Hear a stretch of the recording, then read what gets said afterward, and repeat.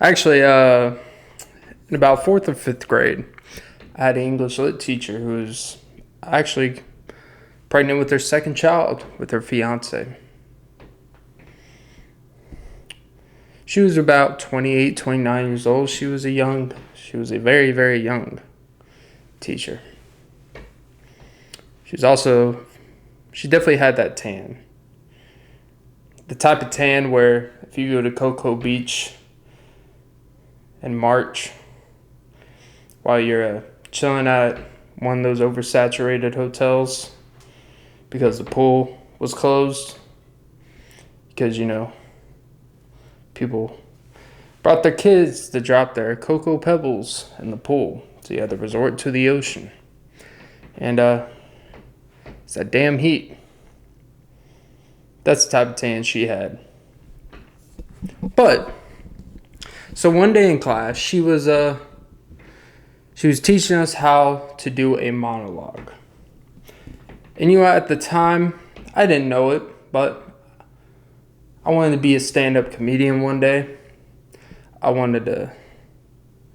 the time though, I was not much of a writer. I was not big into literature. Still not. I don't read, in case it's not noticeable. But one thing I am very good at is reading the room. I'm very good at reading in between the lines.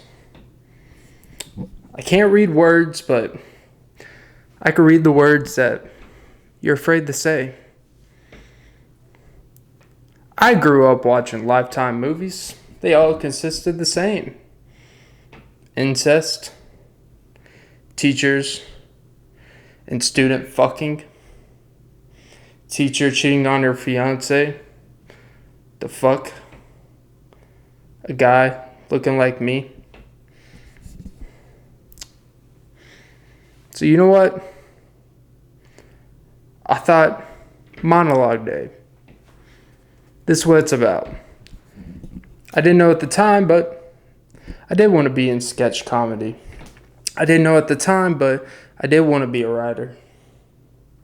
I didn't know at the time, but I certainly knew what she meant when she would teach us how to write a monologue.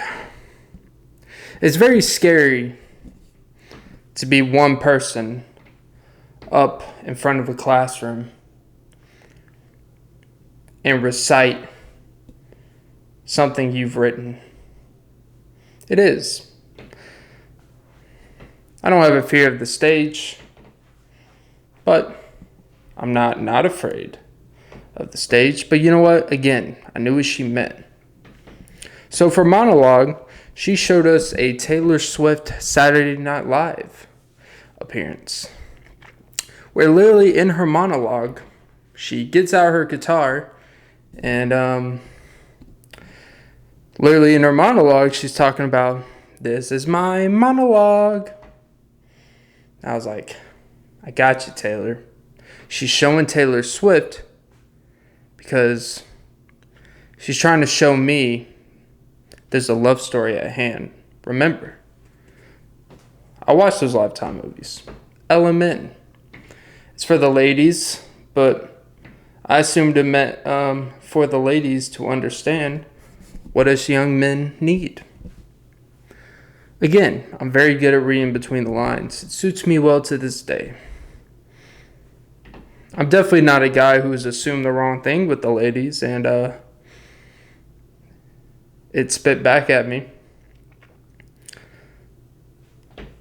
So, I pretended to suck. And I stayed for after class because it was the last class of the day. I was like, you know what? I'm going to stay late today. Because you know what? I know what she needs. She needs to make sure my monologue is on point. So I stay after class, and it was me and some other kid.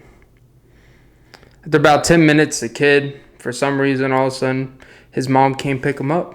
And I was like, his mother knows. But you know what? My mother wanted to keep me at school as late as possible. the less responsible I am for you, the greater. So, she's asked me, what are you struggling with? I said, well, with my monologue. She says, great. Now I know where to start.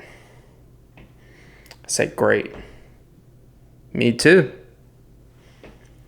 So she turns around, gets the dry erase marker, starts writing on the whiteboard. So as she's turned around, her belly's touching the whiteboard. I can see it from the side. So I get up. I get behind her. And, I widen my stance and I start grinding. This was before I listened to R. Kelly. Little did I know bump and grind is not appropriate in the after school program. Even though R. Kelly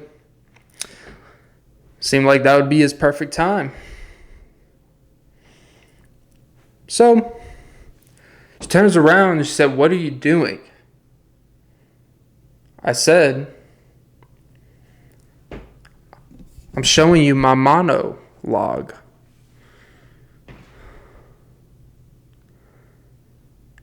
She looked down at me and she said, that's cute. You get an A++.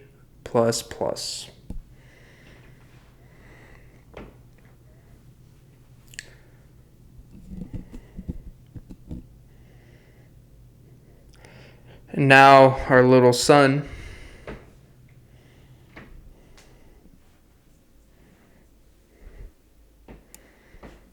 is actually starting 6th grade. And my son always wanted to ask me, how did you and Mom meet? Why do you always teach me how important literature is? Why are you always forcing reading down my throat? Why are you always forcing the arts on me? Why do you always make me stay after school? I say, well, son, I think today's the day I tell you how you were made. Have the birds and the bees, but this one may fly over your head and it may sting you for the rest of your life.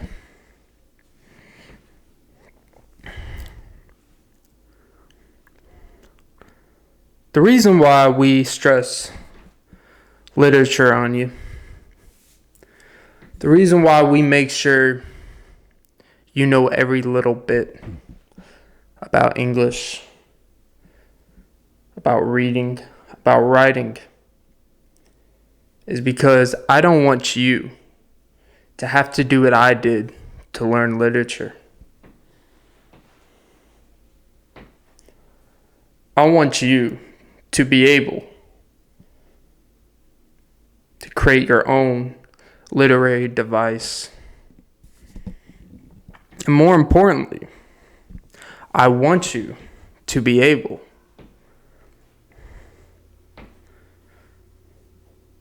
to fuck your literature teacher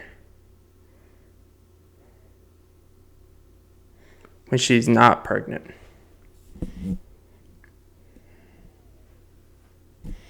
Because you know what? It's in the genes, son. Why do you think when I saw you rub your jeans up on a Magic School Bus cardboard cutout, why do you think I was worried, son? I don't want you to be a young father. You're not ready for that. The fact that you only have Asperger's is amazing. I'm actually glad you have Asperger's. Because I don't know if you could tell. Doesn't seem like a disability to me. But see, you're not disabled. You are able.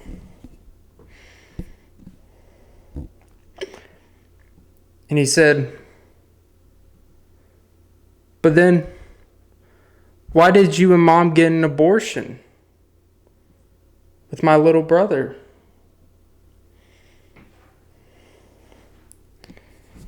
I said, well, I want to be honest with you, son. Because I fucked her in the math 101 room. And he just wasn't part of the equation. But you, son, I can write and use as a literary device for anything that holds me back in my life. Like I say, it has you at too young of an age. It's nothing personal. Don't worry, you can use it to your advantage too. Because you know what? That man your mother was going to marry didn't give a fuck about her. He already impregnated her twice. And never one time did what I could do. He asked me, well, what were you able to do that he couldn't do?